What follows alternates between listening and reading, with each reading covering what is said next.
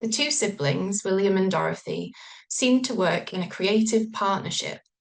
You can also recognise that Dorothy was an individual too. She was a diarist, poet, a writer, a walker, an individual with chronic illness, a devoted family member, passionate friend, and someone who deserves our attention. She was a writer of journals and letters, and even wrote part of a guidebook. Sorry for another wordy title.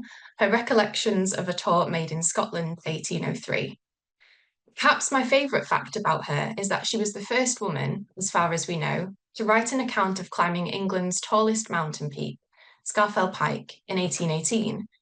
Dorothy was admonished by her Aunt Crackenthorpe just for walking alone in nature, but she didn't let societal norms prevent her from exploring the natural world how she saw fit, and walking was one of her favourite activities.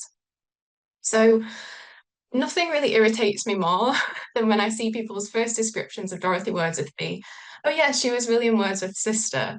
Because before we say that, before that comes into our minds, there is so much more to discuss. Both Wordsworth and, as we know, Lister were people who went beyond what was expected, what was the norm, and they beat to their own drum in exciting ways. And I haven't just chosen to compare these two women because they were two women in Halifax. These two people have more similarities than meet the eye. But one of the key similarities that drew me to compare to Lister and Wordsworth together were their social circles.